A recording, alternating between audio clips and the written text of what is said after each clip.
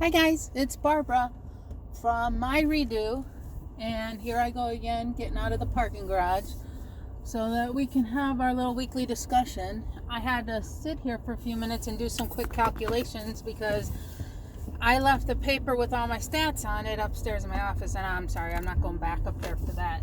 So I sat here, did a couple quick calculations so that I can get out of here. It's a beautiful day here in Chicago after we had a humongous snowstorm on a Sunday. It was it was wet, it was heavy, it was slushy, it was accumulating big time. It was crazy. And today it's in the 60s, and I went for a walk at lunch. It was absolutely beautiful out, and so now I'm on my way home. Yay, it's so nice to be on my way home and get out of here so then I can talk to you without distraction. So anyway, first things first. It is Tuesday. Look, I'm coming to you on a Tuesday, believe that? And excuse me, my nose is running for some reason. But I had really good news today, and I didn't want to put it off, so that's why I went and quickly did the calculations in my car so I could talk to you guys. I hate not sitting and looking at you. Well, not really looking at you, but looking at the camera. But right now, these days, this is the only time I've got. Give me a second. I gotta pull out my sunglasses. There's all kinds of junk in my car, and I don't know where it all came from. So here we go. This is Barbara, My Redo, coming to you with my week 19 update. And so last week I came to you, I believe I was 196 was it 8 or 9? I didn't write that down. I forgot. I mean, I didn't write down right now. I don't remember, but I think it was 196.8.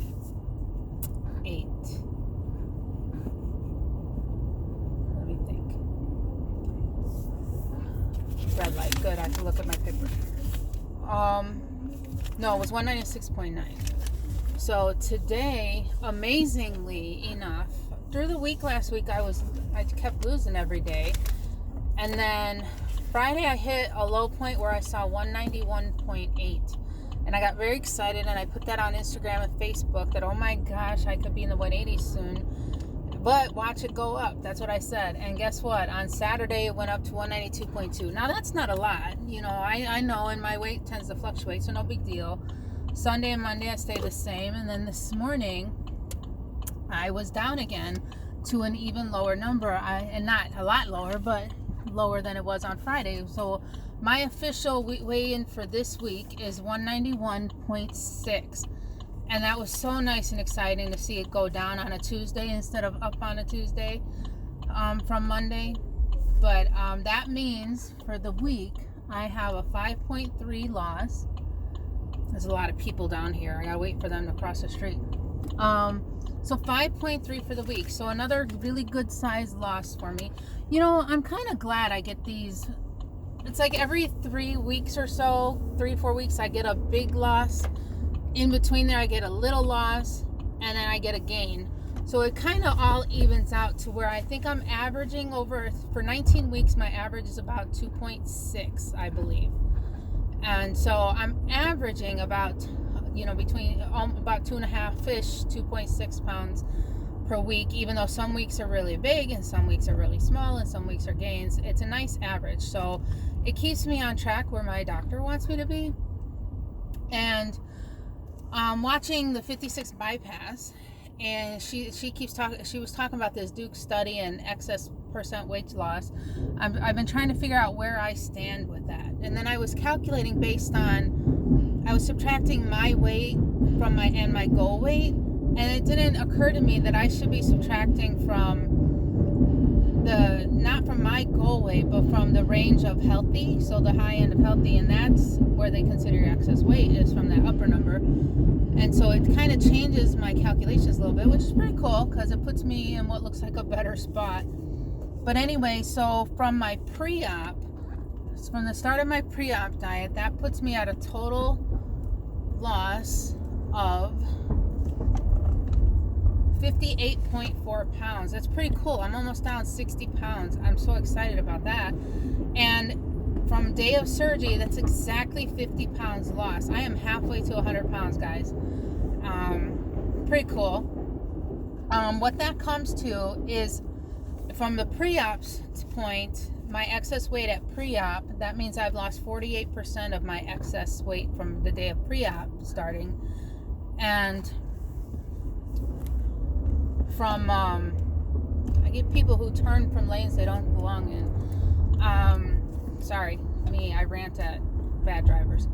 And then from day of surgery, based on the excess weight I still had at day of surgery, that's 44% lost.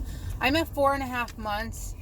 I want to believe that that's not horrible. It's not as great as some people, but I don't have as much excess as some people have. It's like, from pre-op, it was only 122 pounds excess, and from day of surgery, 113 pounds excess.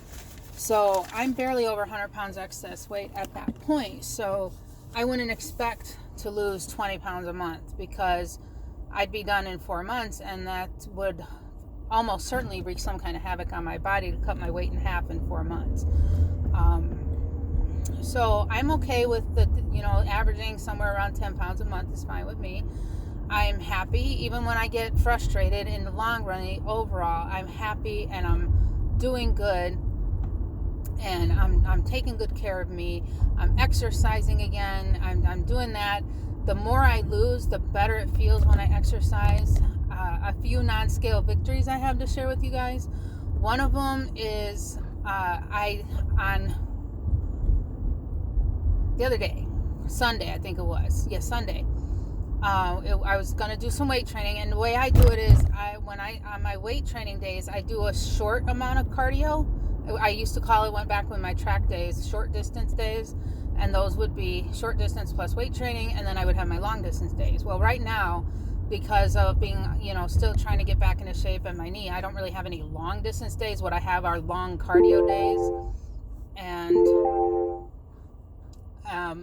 short cardio days. So I was going to do 10 minutes of cardio and then do my weight training. And I decided after about 3 minutes of walking, I wanted to see if I could jog for more than a minute and a half straight. And only because I do that whenever I do that Couch to 5K program, which I've never completely finished because I always end up hurt somewhere in there. But I'm hoping at this time I don't get hurt, because with the weight coming off, it's feeling much better. So I'm in week 2 of it, where it has you walk, I think is it walking for 2 minutes and jogging for 90 seconds, something like that. And I felt really good after the last one. And that was a few days ago. I give my knee a good few days of rest between jogging, just because I'm not trying to ruin my knee and then put myself back on the bench for months. So I got on it and I said, let me see how I feel. So at 90 seconds, I felt good. I kept going. At 2 minutes, I felt really good. I kept going. At 3 minutes, I said, let's see how I feel at 4 minutes. And at 4 minutes, I said, oh my, can I make it to 5 minutes?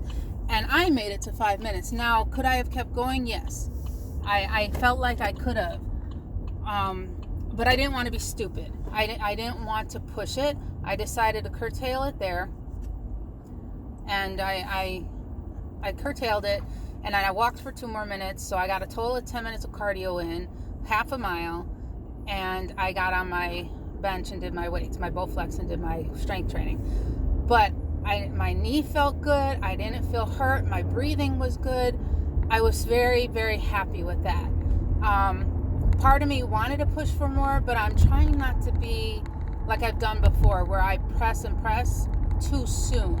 And that's one thing a lot of you guys, you try to remember that, especially if you're coming back from injuries and stuff like that, you might feel really good, but you honestly gotta take it slow. You gotta ease yourself back in and increase it a little each time. Don't just all of a sudden one day go, oh, I can just keep going, and then you end up just making things worse. And that's what I've done to myself before, because I get it in my head that, oh, I'm fine, and I keep going, even though I know better. Mentally, I know better, but I want to keep going. So I did. But anyway, non-scale victory, 5 minutes straight of jogging. My knee wasn't killing me.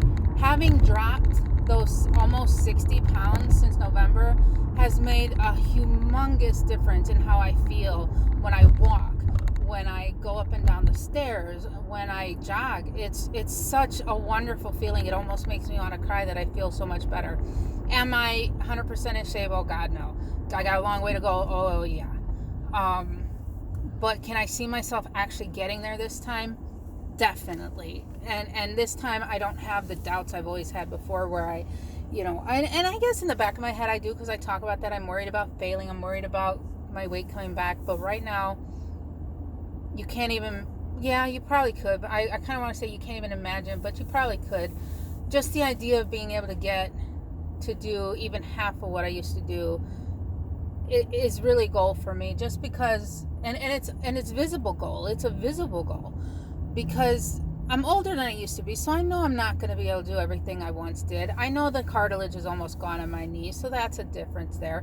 My shoulders are constantly in pain. I have arthritis in them, but I'm going to keep trying. Let's see. I went to my doctor. I don't remember if I mentioned this in my last video or not. I had my follow-up. She was happy with all my blood work. She wants me to come back in 4 months, and I don't remember why, but we're going to keep an eye on something. Oh, my sciatic pain. I'm having sciatic pain. I don't remember if I mentioned that in the last one. Oh yeah, I did mention that. So she wants to check in on that. She's sending me to physical therapy, but it almost feels like it's starting to get better. And I don't know if it's because as I increase my workouts, it gets better. It's the worst in the morning still, but seems to be getting better, I hope. And maybe I won't have to do the physical therapy, because it doesn't start for a few weeks anyway. And if it's gone by then, I'll just cancel the thing. Why spend the money if I don't have to? Another non-scale victory. My husband took me shopping for some clothes, and for the first time in years, I went into a store with him. We just went to Kohl's, nothing fancy. First of all, I didn't have to shop at Avenue or Lane Bryant. I just went to Kohl's. I was able to get large tops and large pants. It was actually large sizes. I bought an extra large, but tried it on. It felt good. And then I bought a large to have for later. Well, I put the large on today just because I wanted to see, how small is it? And it fits better than the extra large. I should have tried it on in the store. So non-scale victory. I'm actually a size smaller in the pants than I thought I was. How crazy is that? And so I'm not having to shop in the women's section. I am in a plus sizes, because it is large and extra larges, but large tops, large, extra large pants, and I'm almost down to a 16. Out of the 16Ws, those pants come on and off without unbuttoning them, so I'm done with those. And usually when I go to after a 16W, I usually end up in an 18. Well, the 18s right now are fitting the same way as the 16Ws. They're just barely on. So I have some 16s in my closet, so I didn't need to buy any. I didn't buy any 18s, and I didn't buy any 16s, so I have some in my closet. I can get them on, but they're too tight to wear all day, like they hurt. So maybe in a couple weeks or so, if I continue losing, in a couple weeks, I'll be able to put those on and be comfortable. So it's feeling really good to be getting down into those. I'm feeling comfortable in skirts again. Not perfectly comfortable, because I still know I'm big. I'm still bigger than I should be, but I'm not as big as I was. So I'm feeling more comfortable. I'm feeling more confident.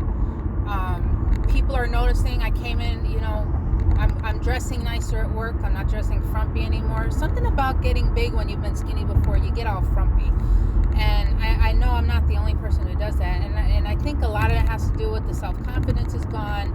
We want to try to blend in with our surroundings and not bring attention to how awful we look. I don't know what it is, but, I know it has something to do with those things. So I'm trying to, do better. And because I want to, because I feel better. Another non-scale victory. I don't need pantyhose from Avenue anymore. I don't need their larger sizes anymore. I now can fit into my favorite brand, which is Legs. I always loved the Legs brand, and I can fit into their queen size one. I haven't tried the next size down because looking at the graph, my weight and height, I don't even want to try it. But I was ecstatic that I can now wear my favorite pair of pantyhose that I haven't been able to wear in many years. So another non-scale victory. What else? I know I had more.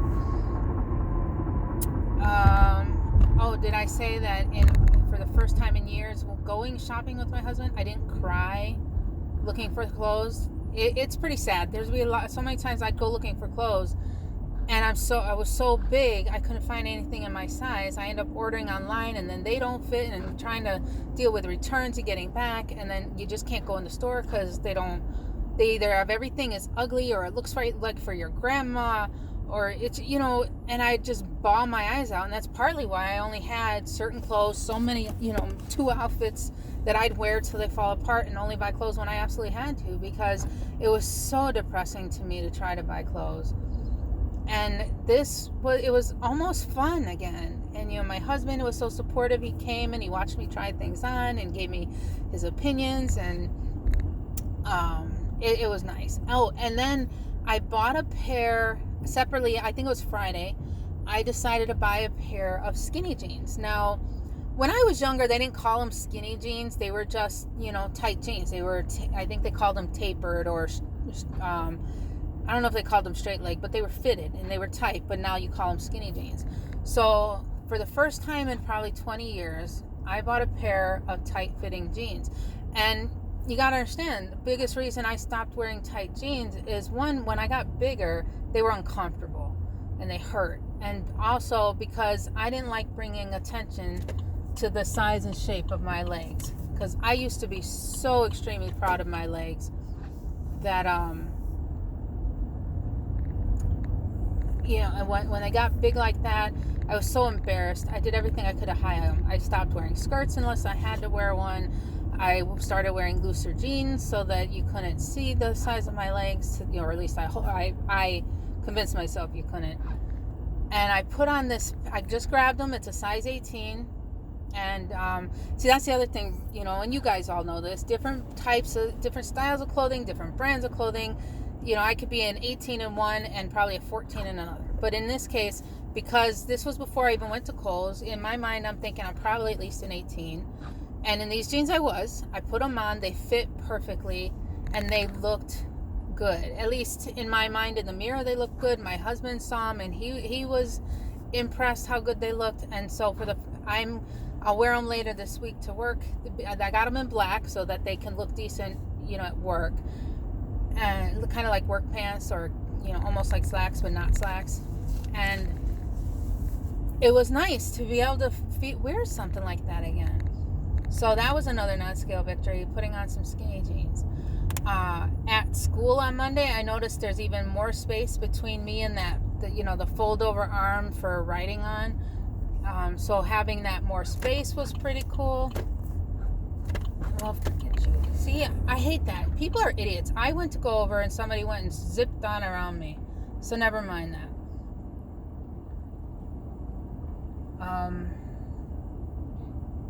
And he's on his phone, of course. Yeah, he was paying attention, wasn't he? So,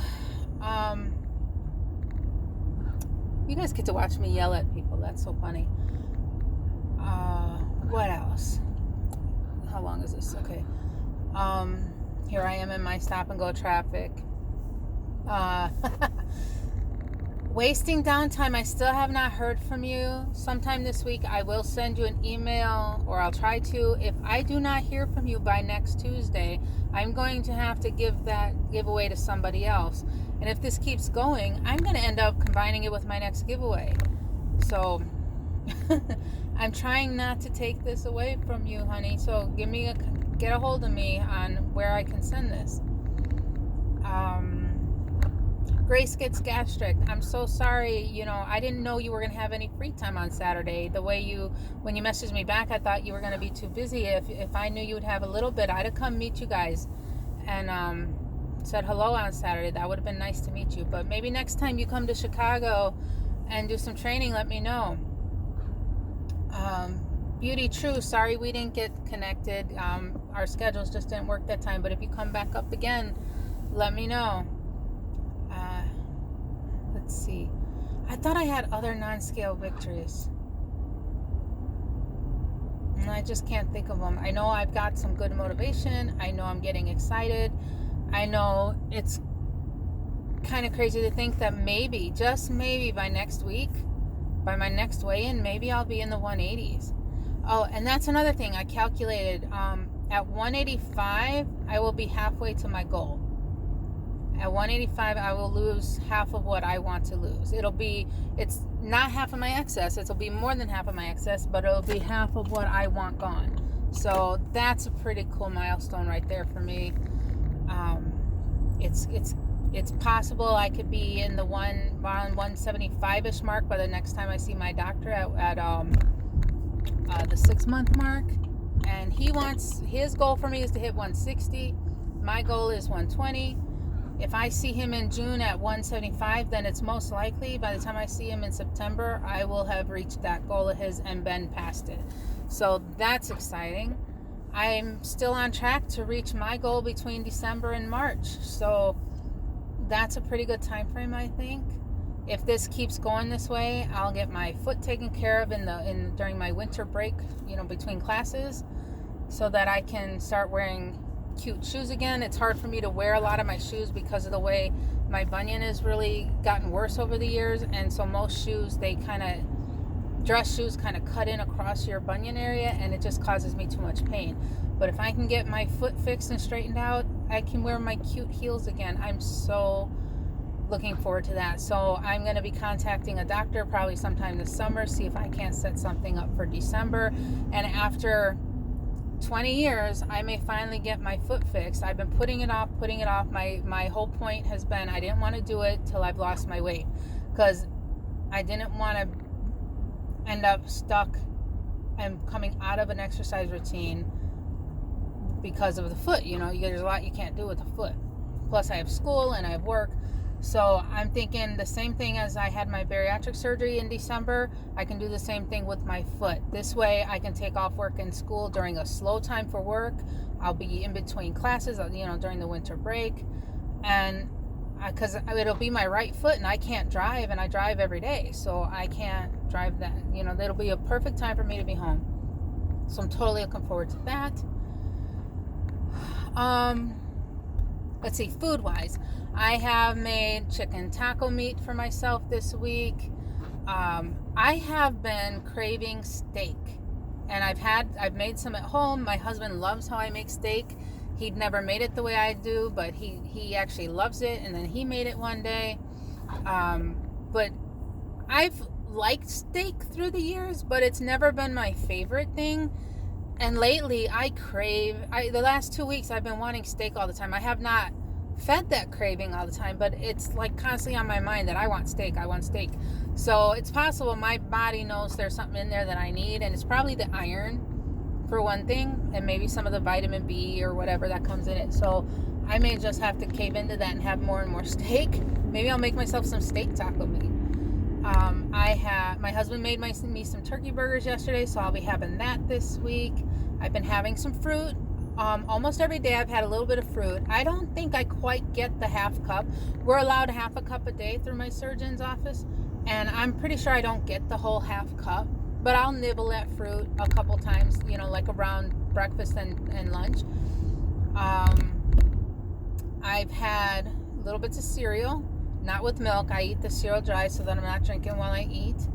I believe I'm getting in all my water.